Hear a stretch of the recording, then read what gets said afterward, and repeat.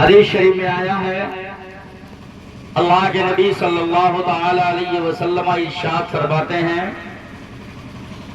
کہ سمندر کی مچھلیاں اور سوراخوں کی چونٹیاں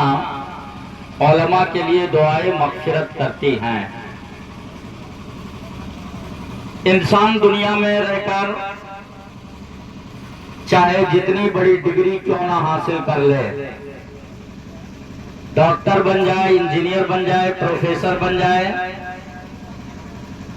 یا اس سے بھی بڑھ کر کوئی اور ڈگری ہو اسے حاصل کر لے، لیکن اگر اس کے پاس قرآن کی ڈگری نہیں ہے تو یقین مانو اس کے پاس ساری ڈگریاں جو ہیں وہ کم ہیں۔ جس نے قرآن پڑھ لیا، جس نے قرآن کی تعلیم حاصل کر لی، جو قرآن کا عالم ہو گیا، قرآن کا حافظ ہو گیا، وہ سمجھ لیجئے کہ اپنے مستقبل کو روشن کر لیا، کیونکہ علم کے تعلق سے اللہ کے نبی صلی اللہ تعالی علیہ وسلم ارشاد فرماتے ہیں العلم نور، علم ایک ایسی روشنی ہے کہ جس کے ذریعہ سے ہم اپنے مستقبل کے راستہ کو طے کر سکتے ہیں۔ اور اگر ہمارے پاس علم نہیں ہے تو یقین مانیں آپ کہ آپ کا سینہ اندھیروں سے گھرا ہوا ہے اور آپ بغیر علم کے کچھ حاصل نہیں کر سکتے، کیونکہ علم دین حاصل کرنا ہر مسلمان مرد اور عورت پر فرض ہے۔ اللہ کے نبی صلی اللہ تعالی علیہ وسلم ارشاد فرماتے ہیں طلب العلم فریضۃ علی کل مسلم و مسلمہ، علم دین حاصل کرنا ہر مسلمان مرد اور عورت کے لیے فرض ہے۔ جس طرح نماز، روزہ، حج، زکوٰۃ فرض ہے، اسی طرح علم دین کا حاصل کرنا بھی فرض ہے۔ بغیر علم کے انسان کچھ حاصل نہیں کر سکتا۔ حضرت سیدنا مولائے کائنات علی مرتضیٰ شیر خدا رضی اللہ تعالیٰ عنہ ارشاد فرماتے ہیں رضینا قسمت جباری فینا لنا علم وللجہال مال۔ آپ ارشاد فرماتے ہیں کہ ہم اللہ تعالیٰ کے بٹوارے پر راضی ہیں۔ اللہ تعالیٰ نے ہمیں علم دیا اور جاہلوں کو مال دیا۔ مال اگر علماء کے پاس نہیں ہے تو اس کا مطلب یہ نہیں ہے کہ علماء کی زندگی بیکار ہے۔ مال نہیں ہے علماء کے پاس تو آپ یہ نہ سمجھیں کہ مال کے بغیر علماء اپنی زندگی نہیں گزار سکتے، کیونکہ مال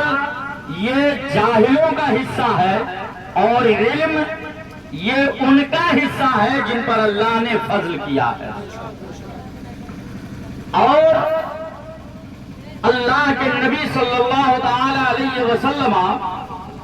ارشاد فرماتے ہیں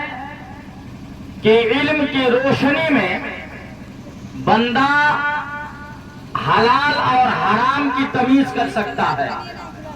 اگر آپ کے پاس علم نہیں ہے تو نہ آپ حلال سمجھ پائیں گے، نہ حرام سمجھ پائیں گے، نہ جائز سمجھ پائیں گے، نہ ناجائز سمجھ پائیں گے۔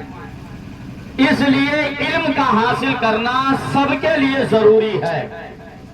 اور علم ایک ایسی نعمت کا نام ہے، ایسی دولت کا نام ہے کہ جو دولت انسان مال کی صورت میں کما لیتا ہے، جو شہرت اور عزت، جو مال آپ اکٹھا کر لیتے ہیں کما کر کے، اس مال کی آپ خود حفاظت کرتے ہیں۔ آپ مالدار ہیں، آپ کے گھر میں سونا ہے، چاندی ہے، روپیہ ہے، پیسہ ہے، پوری رات آپ کو نیند نہیں آئے گی، آپ اس کی رکھوالی کریں گے،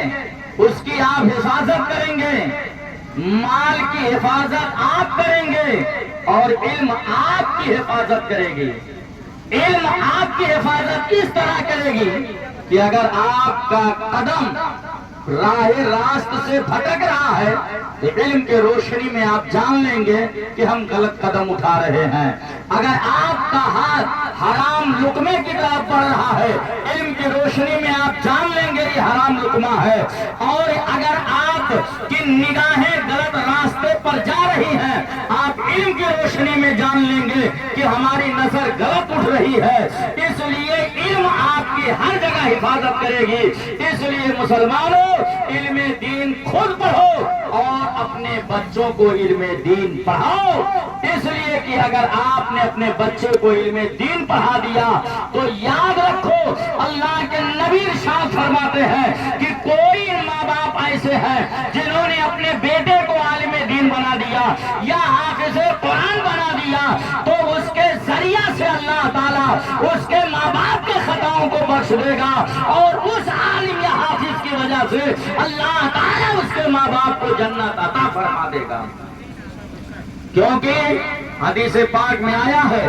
اللہ کے نبی صلی اللہ تعالی علیہ وسلم ارشاد فرماتے ہیں اذا مات الانسان انقطع عمله الا من ثلاثه او صدقه جاریہ او ولد صالح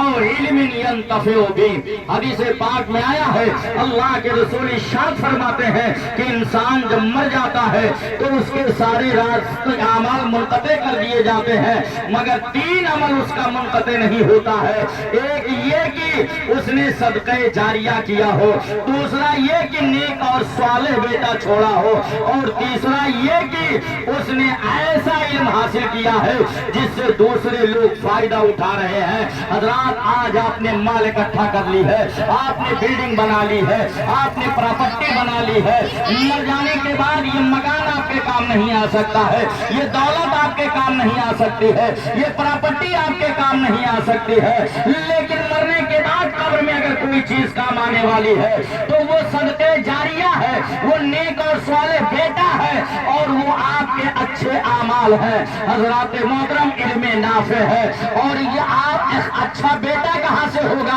اچھا بیٹا وہی ہوگا جب آپ اس کو علم دین پڑھاؤ گے، آپ اس کو تعلیم قرآن دو گے، آپ اسے حدیث کا علم سکھاؤ گے، تب آپ کا بیٹا اچھا بنے گا. حضرات، آج دنیا دیکھ رہی ہے، آج بہت سارے لوگ دیکھ رہے ہیں کہ وہ بچے جن کے پاس علم دین نہیں ہے، وہ بچے اپنے ماں باپ کے فرما بردار نہیں ہیں، اپنے ماؤں کو ستاتے ہیں، اپنے باپوں کو ستاتے ہیں، اپنے ماں باپ کو مار کر گھر سے نکال دیا کرتے ہیں. لیکن جو بچہ عالم دین ہے، حافظ قرآن ہے، وہ یہ سمجھتا ہے، اس بات کو جانتا ہے کہ اللہ کے رسول نے فرمایا ہے کہ ماں کے قدموں کے نیچے جنت ہے اور باپ جنت کا دروازہ ہے. اس لیے وہ کبھی اپنے ماں کو ستائے گا نہیں، اپنے باپ کو تکلیف نہیں دے گا، اور جب تک وہ نیک اور صالح بیٹا اس دنیا میں ہوگا، اللہ تعالیٰ اس وقت تک اس کے ماں باپ کے قبر میں ثواب کو پہنچاتا رہے گا. اور اتنے ہی نہیں مسلمانوں، اگر آپ کا بیٹا تعلیم یافتہ ہے،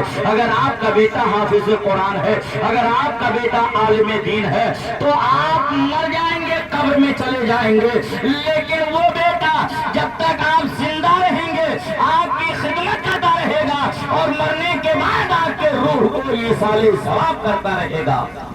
قرآن پڑھایا ہے آپ نے، علم دین دلایا ہے آپ نے،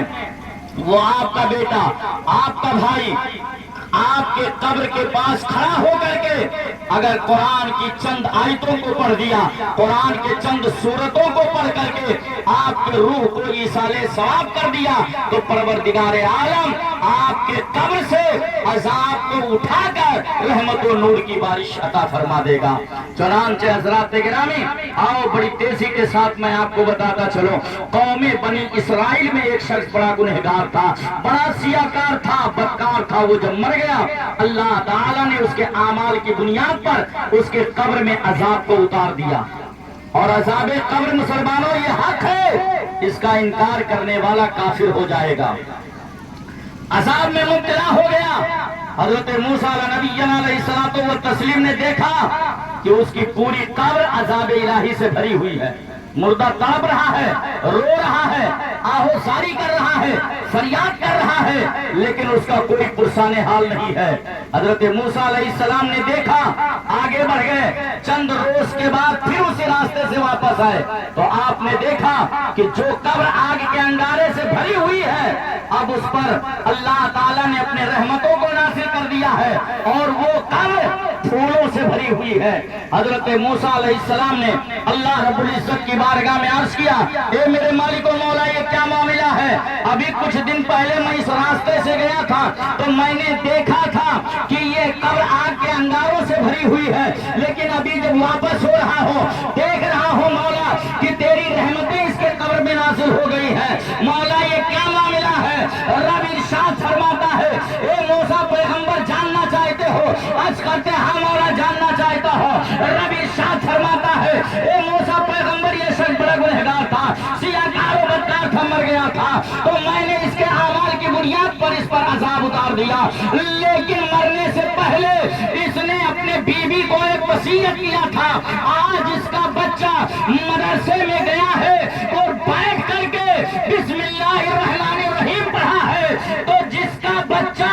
زمین پر رہ کر میرے رحمان الرحیم ہونے کی گواہی دے، میری رحمت کو یہ گوارا نہیں کہ اس کے باپ کی قبر پر عذاب اتارو۔ اے میرے قوم کے خیور مسلمانوں، جب لفظ بسم اللہ پر پروردگار عذاب اٹھا لیتا ہے تو جو شخص اپنے بیٹے کو عالم دین بنا دے گا، حافظ قرآن بنا دے گا، میں پورے ایمان و عقیدے کے ساتھ کہتا ہوں پروردگار اس کے قبر سے عذاب کو اٹھا کر اپنے رحمت و نور کی بارش عطا کر دے گا۔ اس لیے میرے قوم کے خجور مسلمانوں، اپنے بیٹوں کو قرآن پڑھنا سکھاؤ۔ اگر آپ کا بیٹا قرآن پڑھ لیا، آپ سمجھ جائیے کہ دنیا کی بہت بڑی ڈگری حاصل کر لی۔ اور اتنے ہی نہیں، صرف پڑھنے والوں پر ہی نہیں بلکہ اس کے ماں باپ بھی اس سے فائدہ اٹھاتے ہیں۔ علی جناب انور علی بھائی یا قسمت علی بھائی نے اپنی گاڑی رقم خرچ کر کے اپنے بیٹے کو یا اپنے بھائی کو عالم دین یا حافظ قرآن بنایا ہے، اس کا صلہ اللہ تبارک و تعالی نے قبر میں ضرور عطا فرمائے گا۔ چنانچہ حدیث پاک میں آیا ہے، کل میدان محشر قائم ہوگی، نفسی نفسی کا عالم ہوگا، کوئی کسی کا پرسان حال نہ ہوگا، زمین تانبے کی ہو جائے گی، سورج سوا نیزے پر آ جائے گا، گرمی دھوپ اور تپش کا یہ حال ہوگا کہ بندہ نفسی نفسی میں پریشان ہوگا۔ ایسے بھیانک ماحول میں جہاں کسی کی کچھ چلنے والی نہیں ہے، اس وقت اللہ تبارک و تعالی فرشتوں کو حکم دے گا ایک شخص کے بارے میں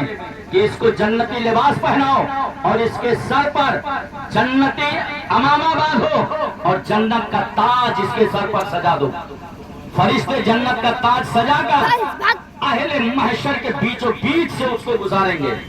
جب اہل محشر ایسے بھیانک ماحول میں اتنا بڑا انعام یافتہ شخص کو دیکھیں گے، ایک دوسرے سے پوچھیں گے، یار یہ کون جا رہا ہے؟ کوئی نبی جا رہا ہے، کوئی فرشتہ جا رہا ہے،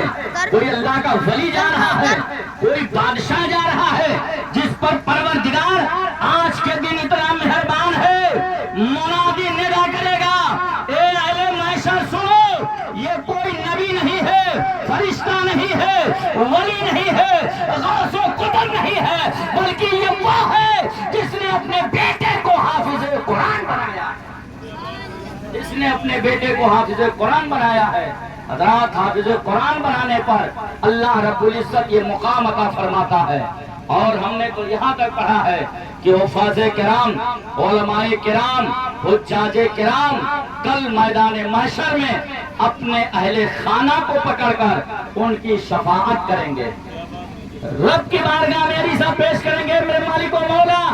یہ میرے باپ ہیں انہیں بخش دے، میرا بھائی ہے انہیں بخش دے، میرے اہل و عیال ہیں انہیں بخش دے، میرے کنبے قبیلے کے لوگ ہیں مولا انہیں بخش دے۔ رب تبارک و تعالی ارشاد فرمائے گا، اے عالم دین، اے حافظ قرآن، میں تیری صورت نہیں دیکھ کر، تیری شکل نہیں دیکھ کر تیرے اہل و عیال کی بخشش کرتا ہوں، بلکہ اس علم کی بنیاد پر بخشش کرتا ہوں جو علم تو نے اپنے سینے میں چھپایا فرمایا ہے جس علم کو تو نے حاصل کیا ہے اس علم کی بنیاد پر آج تو جس نے لوگوں کی شفاعت کرے گا میں سارے لوگوں کی شفاعت قبول کر کے اسے جنت عطا کر دوں گا. کیا بات ہے, سبحان اللہ سبحان اللہ. محترم حضرات, علماء دین حفاظ کرام کا رتبہ بہت بلند ہے. یہ علماء, یہ طلبہ, اگرچہ ان کے پاس مال تو کم ہوتا ہے لیکن واقعتاً اللہ تبارک و تعالیٰ انہیں بہت بڑے انعام سے نواز دیا ہے. اللہ کے نبی صلی اللہ تعالیٰ علیہ وسلم ارشاد فرماتے ہیں کہ کل میدان محشر میں جہاں باپ بیٹے کے کام نہیں آئے گا, بیٹا بھائی کے کام نہیں آئے گا, بھائی بھائی کے کام نہیں آئے گا, دوست احباب کے کام نہیں آئیں گے, عزیز و اقارب نہیں کام آئیں گے, وہاں ایک شخص رب کا حکم ہوگا, اے میرے فرشتوں اس کے نام اعمال کو وزن کیا جائے, اس کے نام اعمال کو وزن کیا جائے گا. فرشتے عرض کریں گے میرے مالک اس کے نام اعمال کو وزن کیا, اس کی نیکیاں کم ہیں, اس کے گناہ زیادہ ہیں. رب ارشاد فرمائے گا لے جاؤ اس شخص کو جہنم کے آگ میں ڈال دو. فرشتے پکڑ کر اس کو لے چلیں گے جہنم کی طرف. تب تک وہ رب کی بارگاہ میں عرض کرے گا اے میرے مالک و مولا اپنے فرشتوں کو تھوڑی دیر کے لیے ٹھہرنے کا حکم دے دے. رب ارشاد فرمائے گا کیا معاملہ ہے؟ عرض کرے گا میرے مالک یہ فلاں عالم دین ہے, میں نے دنیا میں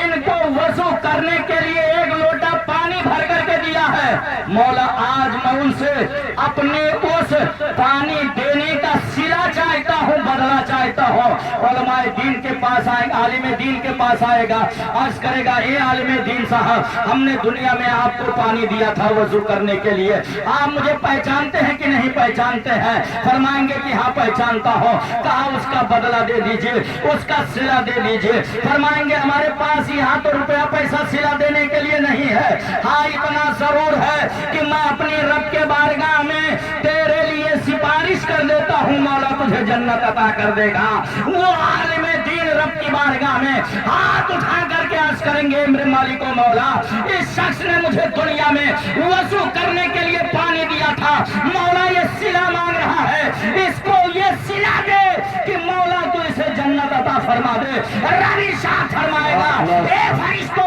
میں نے اس عالم دین کی وجہ سے, اس حافظ قرآن کی وجہ سے اس کے سارے خطاؤں کو بخش کر اسے جنت عطا کر دی ہے. محترم حضرات میں آپ کو ذہن دینا چاہتا ہوں کہ جب ایک لوٹا پانی دینے پر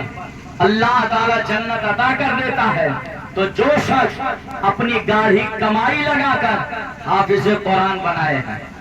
عالم دین بناتے ہیں, اللہ تعالیٰ ان کا مقام اور مرتبہ کتنا بلند کرے گا. ظاہر سی بات ہے مسلمانوں کہ اللہ تبارک و تعالیٰ ہماری ان کاوشوں کو, ہماری ان محنتوں کو رائے گا نہیں فرمائے گا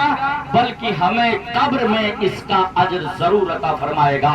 اللہ رب العزت کی بارگاہ میں دعا ہے کہ رب قدیر ہمارے بولنے میں امدن سامن کوئی بھول, کوئی لغزش, کوئی خطا ہوئی ہو تو اپنے حبیب کے صدقے طفیل میں معاف فرما, اور جو صحیح جملے ادا ہو گئے ہوں رب کائنات اسے اپنی بارگاہ میں شرف قبولیت کا درجہ عطا فرما. رب کائنات کے ہمارے علماء, یہ ہمارے طلباء یہاں موجود ہیں, پروردگار عالم نے دن دونی رات چوگنی ترقی عطا فرما, ان کو علم نافع